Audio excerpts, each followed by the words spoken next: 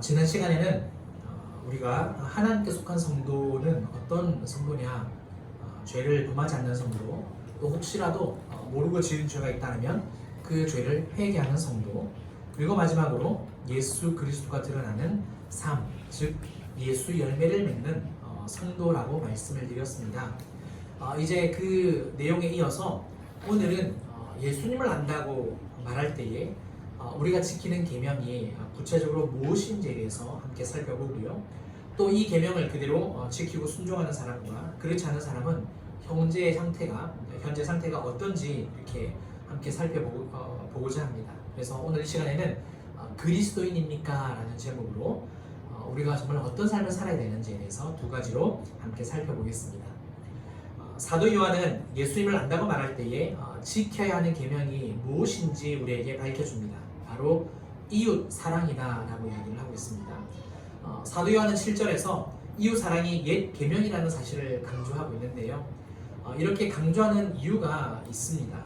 잠깐 설명을 드리자면 당시에 영지주의자 중에서 말시온이라는 사람이 있었는데 구약 성경에 등장하는 이 하나님을 어떤 신이라고 이야기를 했냐면 무자비한 신이다 라고 그렇게 이야기를 했습니다. 구약 성경에서 분명히 이웃 사랑의 계명을 본 것 같은데 실제로 구약 성경을 읽다 보니까 어떤 내용들이 많느냐, 전쟁하는 이야기, 민족들을 이렇게 멸망하는 이야기, 그런 사건들이 굉장히 많은 거예요. 그러니까 계명과 이렇게 하나님께서 일하시는 것을 보니까 뭐가 안 맞다라는 거죠. 엉터리다라는 그런 생각을 가지게 된 겁니다. 그래서 이 말시온이라는 사람이 어떤 일을 저질렀냐면 구약 성경을 포함한 그 구약의 하나님을 하나님으로 인정하지 않습니다. 반면 복음서를 비롯한 이 신약 성경은 전쟁과 살인이 안 나오잖아요. 그러다 보니까 특별히 복음서에는 또 어떤 내용이 나옵니까? 이웃 사랑에 관련된 그런 내용들이 굉장히 많이 나오잖아요. 그래서 신약 성경만을 인정하는 오류를 범합니다. 그래서 사도 요한의 관점에서 그들이 하나님을 안다고 말했다면 구약과 신약 성경, 그리고 구약과 그 신약의 하나님도 똑같이 인정을 해야 된다는 거죠. 그런데 구약은 전쟁과 살인으로 인해서 분명히 이웃을 사랑하라 말해놓고 왜 자신은 이스라엘과 함께 그런 일들을 자행했느냐 하면서 말이 안 된다. 그래서 구약을 완전히 빼버리는 잘못된 그런 오류를 범하는 것을 보게 되고요. 그래서 사도 요한이 영지주의자들은 이 구약을 빼고 신약만을 인정을 했기 때문에 이웃사랑 계명이 신약에서부터 시작된 게 아니다, 구약 성경으로부터 출발했다라는 것을 강조를 하고 있는 겁니다. 그래서 사도 요한은 이웃사랑을 옛 계명, 처음부터 가진 옛 계명이라고 강조를 하고 있습니다. 그러면 이 옛 계명은 어떻게 새 계명이 되는 걸까요? 오늘 7절을 보니까 내가 새 계명을 너에게 쓰는 것이 아니라 라고 이야기를 하고 있지만 8절에서는 다시 새 계명이라고 이야기를 하고 있거든요. 근데 사도 요한이 이 계명을 사실 주장한 게 아니죠. 예수님께서 앞서서 먼저 증거하셨고 사도 요한이 이 삶을 실천을 한 거죠. 그리고 다시 다른 분들에게 이렇게 가르쳐주는 것을 보게 됩니다. 그러면 옛 계명이 어떻게 새 계명이 되느냐? 하나님께서 구약 시대에 율법을 주신 목적이 있습니다. 그 율법의 목적이 뭐냐면 완벽하게 지켜라, 이것 때문에 주신 건 아닙니다. 물론 표면적으로는 지키는 게 맞아요. 그러나 근본적으로 율법을 주신 목적은 무엇이냐면 하나님의 백성들이 율법을 지킬 수 없다라는 것을 깨닫게 되면 누구를 찾게 되죠? 그 율법을 주신 하나님을 찾게 되겠죠.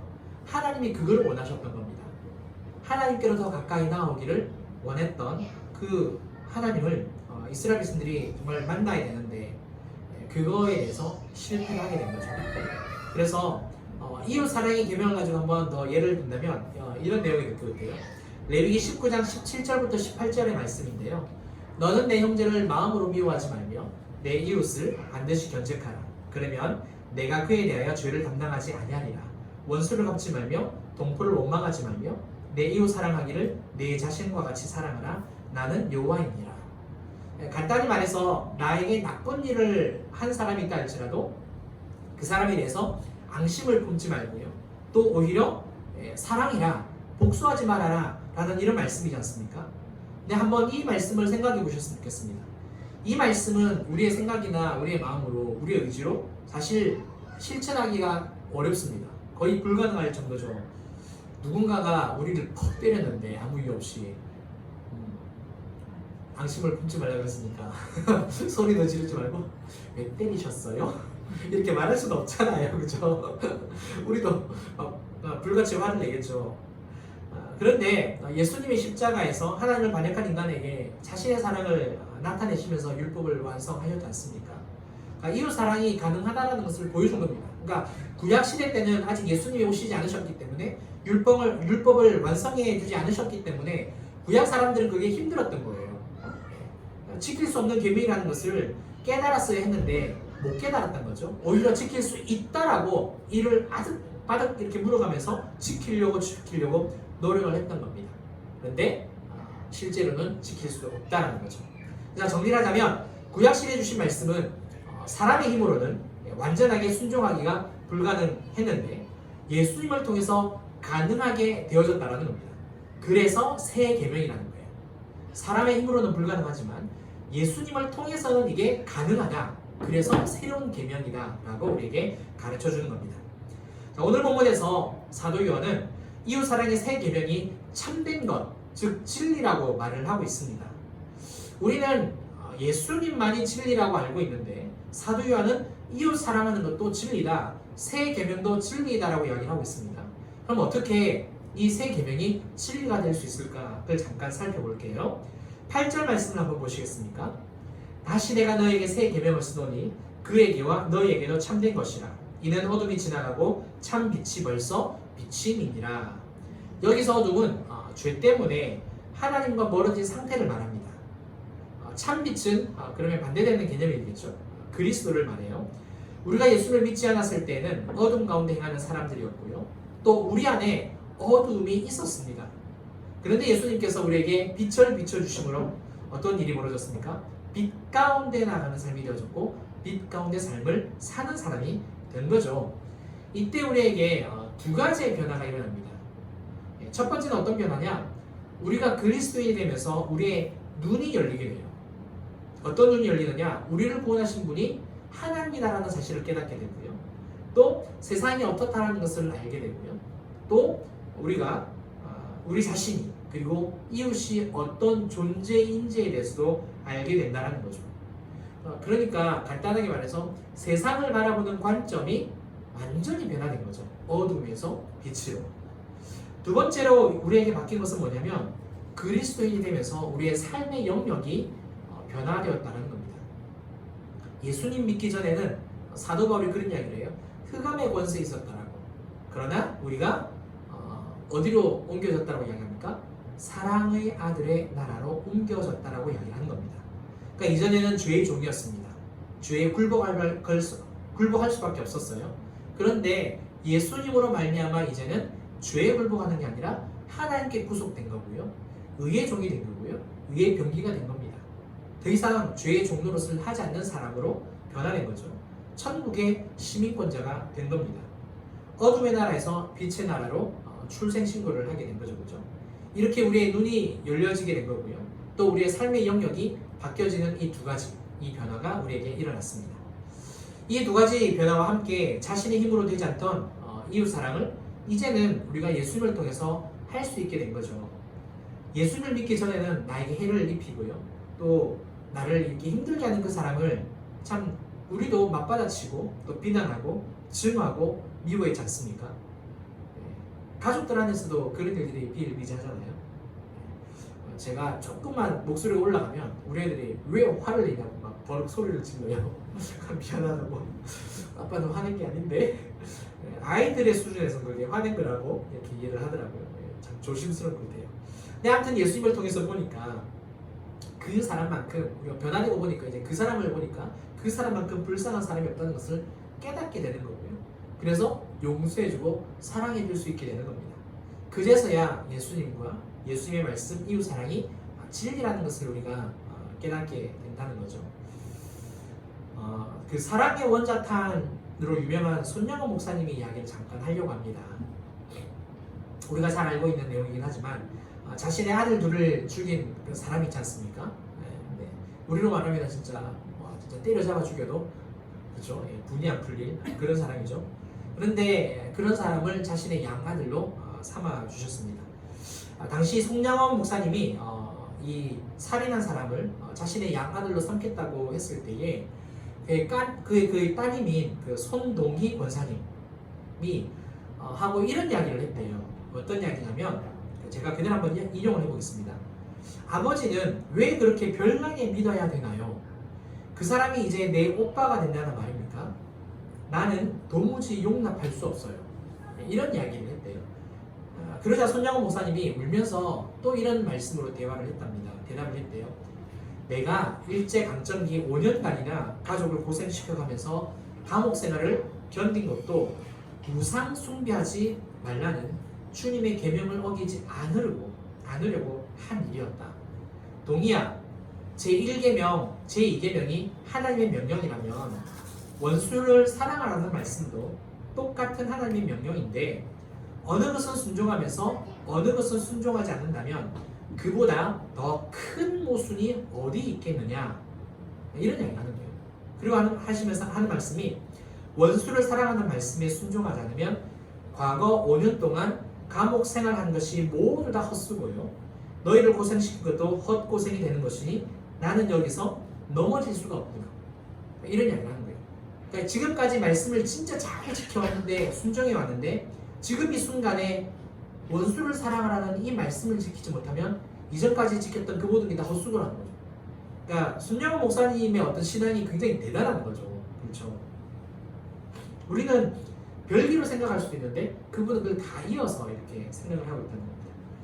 두 오빠는 천국을 갔으나 그를 죽인 자는 지옥 갈 게 분명한데 전도하는 목사로서 그 사람이 지옥 가는 것을 어떻게 보고 있으란 말이냐, 이렇게 이제 대답을 했답니다.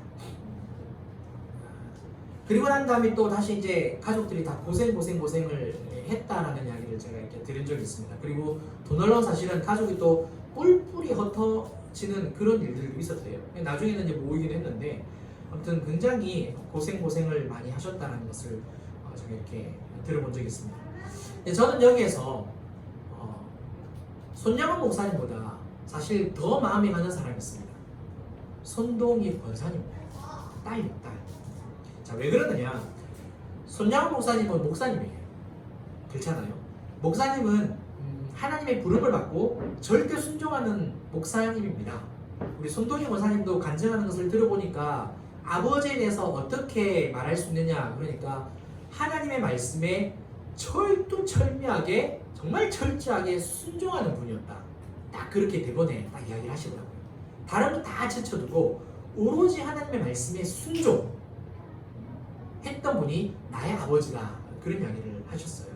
그러니까 목사님은 원수를 사랑하라, 이 말씀도 순종이 된 것 같아요. 이제 우리는 힘든데 손 목사님에게는 그게 된 것 같아요.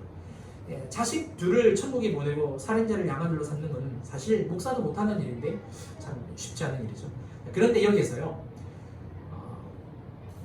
문제는 오빠들을 죽인 사람을 자신의 오빠로 받아들여야 하는 여동생 손동희 원사입니다. 그러니까 아빠는 목사님이니까 말씀에 순종해서 그게 되는데 남아있는 가족은 그게 용서가 안 되면, 그렇죠, 못 받아들이는 거잖아요. 근데 아버지가 목사님이라서 순종한다고 이제 앞으로 네 오빠라고 불러라 그러면 과연 딸은 그 입이 정말 오빠라고 부를 수 있을까요? 굉장히 힘드셨을 것 같아요. 아직 그런 감정은 아직 못 들어봤는데 얼마나 그 인생 가운데 그게 힘들었을까, 그런 생각을 한번 해봅니다. 우리도 마찬가지입니다. 그렇죠? 특별히 또 목회자의 자녀들은 또 좀 그런 부분이 없지 않아 있기는 해요. 부모가 이제 목사이다 보니까 자녀들이 늘 목회자의 아들, 딸로 살아가야 되는 좀 안타까움이 없지 않아 있기는 해요. 그래서 성도님들이 그런 부분을 조금만 이해를 해주시면 좀 좋을 것 같은데 또 그렇게 이해를 해달라고 말하기도 참 좀 껄끄럽기도 하고 그렇거든요. 여하튼 간에 부부는, 목사와 사모는 늘 뭐 이렇게 교회에 순종하고 말씀에 순종하고 교회를 개척하고 뭐 교회에 이렇게 모든 걸 다 투자한다 할지라도 아이들은 아빠 엄마를 통해서 사랑을 받고 싶어 하지 않습니까? 저도 교회를 개척하고 제가 한번 세봤어요. 하루가 24시간인데 교회에서 과연 내가 몇 시간을 정말 있을까? 대충 평균을 내보니까 한 13시간에서 15시간. 그러고 보니까 뭐 하루에 교회에서 있는 그러니까 제 삶은 거의 교회에서 이렇게 있다라는 것을 이렇게 알게 됐어요. 그래서 우리 아이들이 종종 그런 이야기를 해요. 아빠 교회 안 가면 안 되냐고. 이거 참 되게 미안하죠. 아직 제가 많이 부족해서 설교 준비하는 부분이 이렇게 쉽지 않다 보니까 굉장히 많은 시간을 할애해서 이렇게 설교 준비를 하고 그럼에도 불구하고 많이 부족하긴 한데 저에게 그런 마음이 있습니다. 설교지만 이게 생명의 말씀이라는 그게 딱 자리 박혀있기 때문에 마음에 딱 깊이 박혀있기 때문에 이게 생명이 되지 않고서는 절대 전할 수 없다라는 이제 그런 생각이 개척교회를 이제 하면서 목사로서 담임 목사가 되면서 그게 완전히 정립이 됐어요. 이전에는 안 그랬다는 건 아니에요.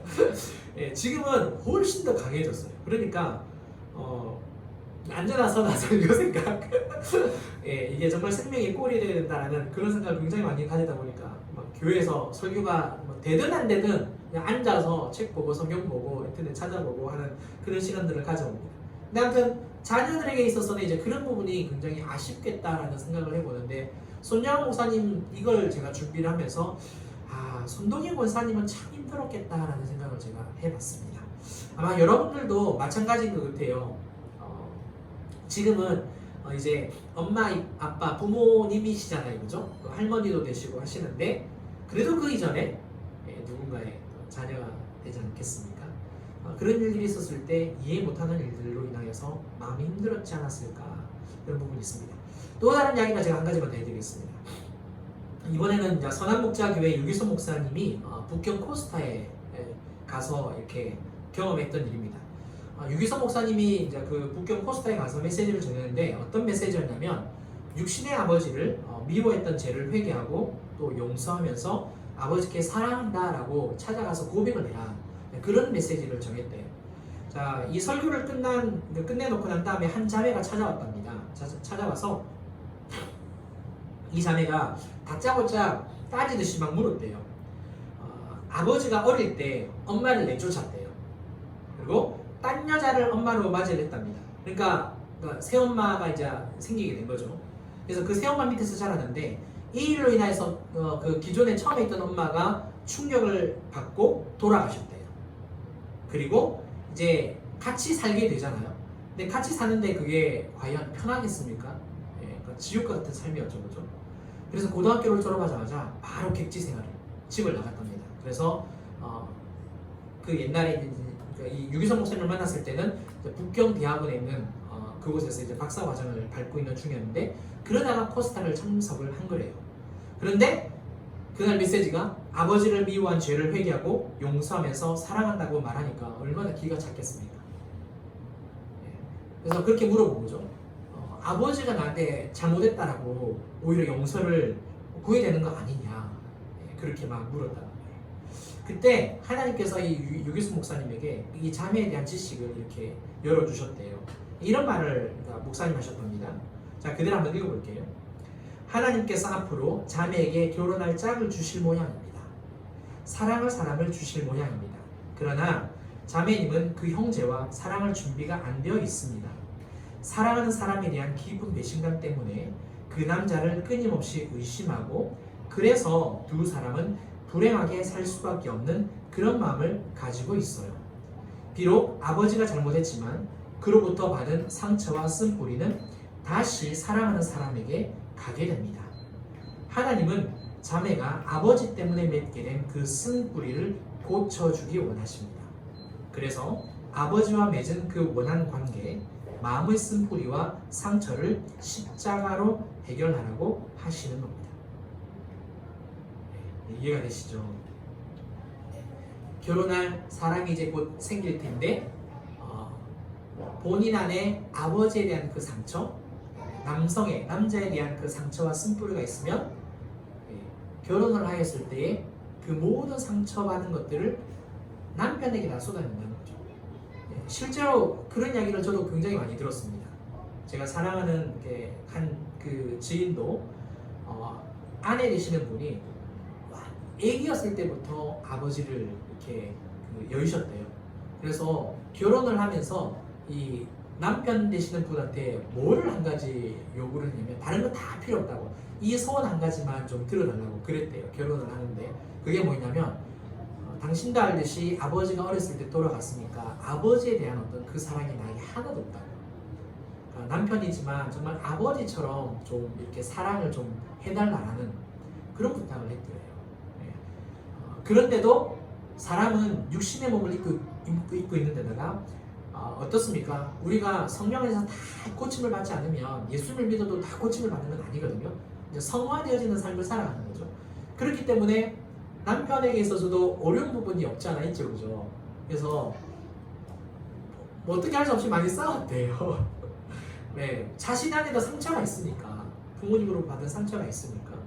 그러니까 그렇게 하다가 결국에 세월이 어느 정도 지난 다음에 이 남편분에게 하나님께서 굉장한 은혜를 부어주셔가지고 성령이 깊이 임재해 주시는 그런 은혜를 좀 독특하게 경험을 하셨대요. 그리고 정말 주님을 온전히 순종하면서 살아가는 그 삶으로 나아가면서 본인이 완전히 변화되어지고 그러니까 안에 있는 상처가 완전히 고침을 받은 거죠.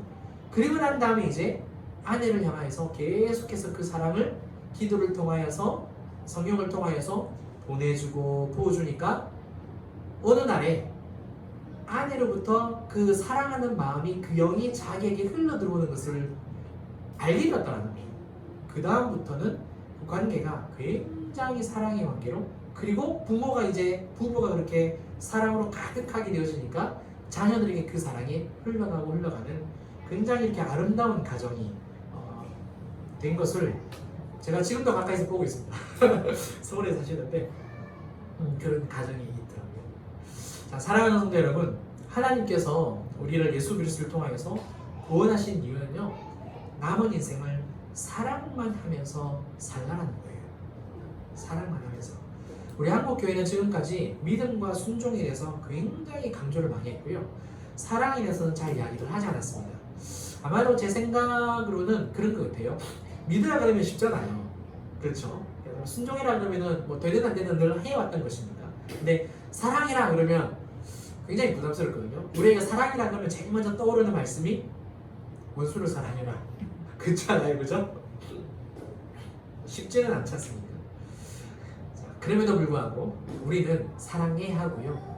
앞으로 남은 인생 가운데 우리가 해야 할 일은 사랑만 하는 겁니다. 주님을 사랑하고 이웃을 사랑하는 그 일이 우리에게 주어진 일입니다. 우리가 이웃을 사랑하면 이것이 진리라는 사실을 깨닫게 되어집니다. 그러니까 나에게 잘 대해주는 사람을 사랑하는 것은 아무런 문제가 없는데 나에게 나쁜 일을 했음에도 불구하고 내가 앙심도 품지 않고 정말 원수로 여기지도 않고 사랑해주는 것은 결코 쉬운 일은 아니잖아요. 그런데 이것을 사랑해 볼 때에 형제를 사랑하는 이웃을 사랑하는 말씀이 진짜구나, 진리라는 것을 우리가 깨닫게 된다는 거죠. 경험으로 알게 된다는 사실입니다. 제가 이전에 우리 여러분들에게 이런 말씀을 해드린 적이 있어요. 매 순간 주님을 바라보는 그 성령 충만한 사람은 다른 사람이 자신을 비난할 때에 그 비난하는 사람을 쳐다보지 않는다고요. 왜 그러느냐? 그 사람에게 눈을 돌리면 하나님을 바라봤던 그 마음, 그 생각, 그 시선이 그 사람에게 향하여져 버렸기 때문에 어떤 일이 벌어집니까? 주님을 그 순간에 놓쳐버린다고요. 그 순간 주님을 놓쳐버리고 싶지 않기 때문에 비난하는 사람을 쳐다보지도 비난하지도 않는다라는 그런 말씀을 제가 옛날에 드린 적이 있습니다. 쉬운 일은 아닙니다. 그러나 하나님께서 오늘 이 말씀을 통하여서 사도 요한을 통하여서 옛 계명이자 새 계명인 이 말씀을 통해서 우리에게 주시는 말씀은 뭐냐? 이웃을 사랑해야 된다는 것. 남은 인생에 우리가 할 일은 사랑하고 사는 것이라는 것. 이것을 꼭 기억하시고 그 진리를 실천하는 저와 여러분들 되셨으면 좋겠습니다.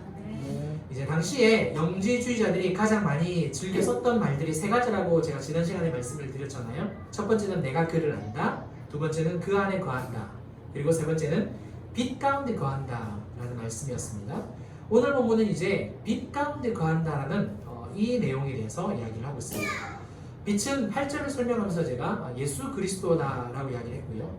또 요한 1서 1장 5절 말씀에는 아예 그냥 정직하게 하나님은 빛이시라 라고 이야기를 하고 있습니다.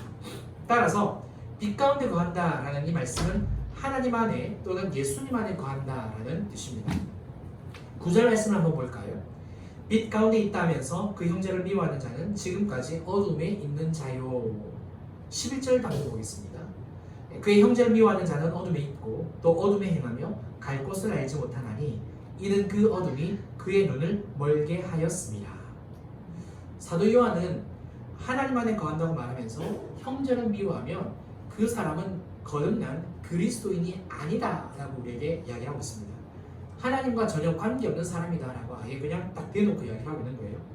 여기서 주목할 표현이 한 가지가 있는데요. 저 11절 좀 아래쪽을 보시면 이는 중간을 보시면은 또 어둠에 행하며 갈 곳을 알지 못하나니 라는 이런 표현이 있습니다. 갈 곳을 알지 못하나니. 그러니까 형제를 미워하는 자는 어둠에 있고요. 어둠에서 행하기 때문에 갈 곳을 알지 못한다. 이렇게 이야기를 하고 있습니다. 왜냐하면 어둠이 그의 눈을 멀게 했고요. 영적인 판단을 흐리게 했기 때문에 그렇습니다. 자, 그런데 갈 곳을 알지 못한다라는 이 말씀을 한번 뒤집어서 생각을 해볼까요?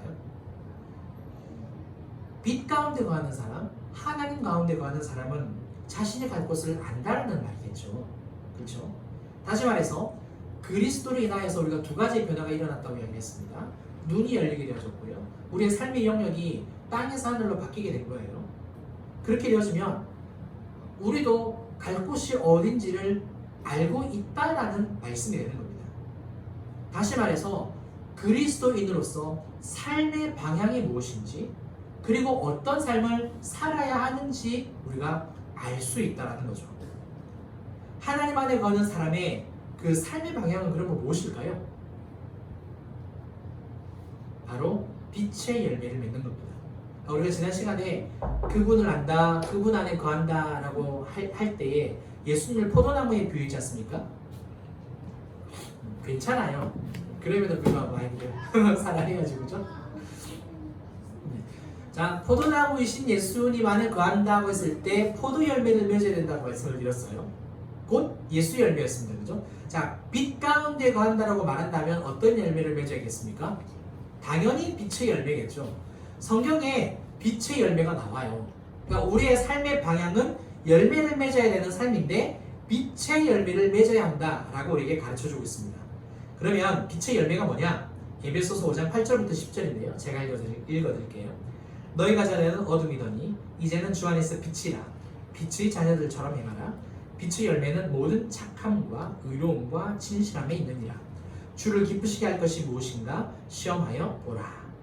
자, 여기에서 우리가 빛 가운데 거하는 삶을 살고 있으면 세 가지 열매를 맺는답니다. 모든 착함, 그 다음에 의로움, 진실함. 선함과 의로움과 진실함의 열매를 맺어요. 자, 이 빛의 열매와 그리고 지금 본문이 계속해서 옛 계명, 새 계명, 사랑에 관련된 내용이 쭉 연결되고 있잖아요. 이것을 연결을 시켜보면 이런 의미가 되겠죠. 하나님과의 관계뿐만 아니라 이웃과의 관계에서도 어떤 열매를 맺어야 된다? 선한 열매, 의로운 열매, 진실한 열매예요. 그러니까 하나님에 대해서 이 열매를 맺는 건 당연한 건데 지금 이 본문은 사도 요한이 이제 옛 계명과 새 계명을 설명하면서 형제를 지금 미워하는 자, 사랑하는 자 이런 표현을 하고 있지 않습니까? 그러니까 빛의 열매를 맺어야 되지만 사랑으로서 이 열매를 맺어야 된다는 걸 우리에게 가르쳐주고 있는 겁니다. 그러면 선한 열매는 뭐냐? 하나님께서 우리에게 해주시는 것처럼 서로 친절해 주는 거고요. 불쌍히 여겨주는 거고요. 서로 용서해 주는 겁니다. 사소한 일에 화를 내거나 마음이 완고해지는 것을 막는 거죠. 마음이 완고하다는 건 뭘 의미합니까? 마음이 돌같이 딱딱해졌다는 거죠. 상대방이 뭐라 그랬을 때 마음이 부드러우면 온유하면 넉넉히 받아주잖아요. 그런데 뭔가 이렇게 한마디를 했으면 나도 맞받아칠 때 그때 자기 자신의 마음이 완고한 상태에 있는 거예요. 이해가 되시죠? 네. 그러니까 사실 쉬운 일은 아니지만 우리가 성령 안에 말씀 안에 거할 때에 그렇게 받아줄 수 있는 겁니다. 의로움은 어떤 거냐? 의로움이라는 이 단어는 하나님과 우리와의 그 관계 속에서 옳은 것을 의미를 해요. 하나님은 거룩하시기 때문에 죄와 상관이 없으시잖아요. 우리도 마찬가지로 하나님께 의로울 때는 죄와 전혀 상관이 없는 죄를 멀리하는 삶을 살게 되는 겁니다. 그런데 이거를 가지고 이제 사랑의 관계, 그 다음에 이웃과의 관계로 우리가 적용을 시켜보면 사람들과의 관계 속에서도 죄가 없어야 된다는 거예요. 그 사람이 죄를 범하는 것을 막아줄 수도 있어야 되고요. 죄를 지으면 타일러서 우리가 변화될 수 있도록 도와줘야 되는 거고, 또 내가 사람들과의 관계 속에서 죄를 짓지 않으려고 노력을 해야 된다는 거죠. 아주 세밀한 죄까지 분별할 수 있어야 됩니다. 그리고 이제 진실함. 하나님은 거짓말을 못 하시죠, 그죠? 마찬가지예요. 우리도 사람들과 사람들을 대할 때에 정직해야 된다는 거고요. 진실해야 한다는 것을 우리에게 가르쳐 주고 있습니다. 그렇다면 사랑하는 성도 여러분, 제가 여러분들에게 한번 질문을 드려보겠습니다. 저와 여러분들의 삶의 방향은 무엇입니까? 그러니까 빛 가운데, 어둠 가운데 거하는 자는 어둠에 행하기 때문에 자기가 어디로 가야 하는지 모른다고 했어요. 삶의 방향을 모른다는 뜻이잖아요. 근데 우리가 빛 가운데 가면 하나님에 가기 때문에 우리의 삶의 방향이 명확하다는 겁니다. 그 삶의 방향이 뭐라고요? 열매 맺는 삶이요. 근데 오늘 이 본문의 문맥에 가면 빛의 열매를 맺고 사랑으로 그 열매를 맺는 삶이 방향이 우리가 앞으로 걸어가야 하는 인생이라고 가르쳐주고 있습니다. 따라서 정말 우리 안에 그 선함과 의로움과 진실함의 열매가 송글송글 맺어지는 그런 은혜가 있었으면 좋겠습니다. 사람을 대할 때마다 정말 선하게, 그 다음에 죄를 범하지 않고 또 진실하고 정직하게 늘 그런 관계를 맺어 나가는 저와 여러분들 되셨으면 좋겠습니다. 이렇게 한번 제가 이야기를 해볼게요. 하나님이 우리를 사랑해 주셨잖아요. 그렇죠? 우리는 하나님의 본질이니까. 하나님의 삶의 방향은 뭘까요? 어렵게 생각하지 마세요. 똑같아요. 하나님도 열매 맺는 삶입니다. 하나님도 하나님 스스로 열매를 풍성하게 맺어주셔서 우리에게 보여주시는 거예요. 어떻게 해요? 사랑을 보여주시면서 사랑의 열매를 보여주시는 거고요. 내가 너를 어떻게 사랑했는지 아니? 나의 아들 독생자 예수를 저 땅에 보내어서 십자가에 달려 죽기까지 너를 사랑했다. 십자가가 그래서 사랑의 열매입니다.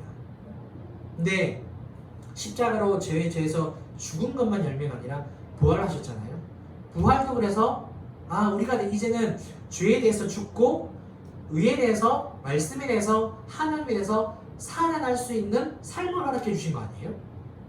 그러니까 이것도 역시 사랑의 열매의 범주 안에 들어가겠죠. 마찬가지입니다. 선하심. 하나님이 우리를 악하게 대하시나요? 우리가 은혜를 악으로 갚을 때가 많잖아요. 그렇죠? 근데 하나님은 오히려 우리에게 항상 선하심, 그 인자심으로 영원토록 열매를 맺어주시고, 우리를 대하실 때 항상 의로움으로 열매를 맺어주시고, 우리를 대하실 때 정직하게 진실하게. 하나님 우리한테 거짓말 하시는 거예요? 거짓말 하신 거 혹시 보신 분 계십니까? 없죠, 그죠? 하나님의 삶이라는 것은 사실 표현이 좀 이상하기는 한데 이해를 돕기 위해서 여러분들에게 이렇게 예를 들어드리는 겁니다. 하나님도 우리에게 이런 삶의 방향을 보여주시고 그 삶의 방향을 우리도 보라는 거예요. 말씀을 통해서, 성령을 통해서. 따라서 이번 한 주간, 평생에 정말 사랑의 열매를 맺어 나갔으면 좋겠고 빛의 열매를 맺어 나가셨으면 좋겠습니다. 또 한편으로 생각하시면서 기도하실 때 내 삶의 방향은 뭐지? 사람들은 돈을 많이 버는 것도 삶의 방향이 될 수도 있고요. 그 다음에 욜로족의 삶의 방향은 뭐죠? 지금 내 인생을 즐겨라가 삶의 방향이에요. 인조하는 삶이, 즐기는 삶이 자신의 삶의 방향이잖아요. 근데 우리는 삶의 방향이 그들과는 달라야겠습니다. 어떤 삶요? 열매 맺는 삶. 더 오늘 본문에 구체적으로 계속 반복하는데 아무튼 정말 빛의 열매, 사랑의 열매를 맺어 나가면서 정말 하나님께 기쁨이 되어지는 저와 여러분들이 되시기를 주님의 이름으로 축원합니다. 함께 이 시간 말씀을 맺고 우리 함께 찬양하고 기도하는 시간을 가지겠는데요. 오늘은 그리스도인입니까? 라는 제목으로 말씀을 전했습니다. 두 가지를 전했는데요. 첫 번째는 이웃 사랑의 진리를 실천해야 합니다. 그러니까 그리스도인이라면 이웃을 사랑하는 이 진리를 실천을 해야 돼요. 참 빛이 비춰짐으로 우리의 눈이 열렸고요. 삶의 영역이 바뀌었습니다. 따라서 우리는 내 힘이 아니라 예수님을 통해서 새 계명인 이웃을 사랑할 수 있는 이 진리를 이제 경험할 수 있게 된 거고요. 두 번째는 사랑으로 빛의 열매를 맺어야 합니다. 삶의 방향이 있어야 된다는 거예요. 하나님 안에 관한 사람은 빛과 사랑의 열매를 맺는 것이 삶의 방향입니다. 따라서 선함과 의로움과 진실함의 열매를 사랑을 통해서 맺어나가는 저와 여러분들 되시기를 다시 한번 축원합니다. 함께 이 시간 찬양 드리는데요.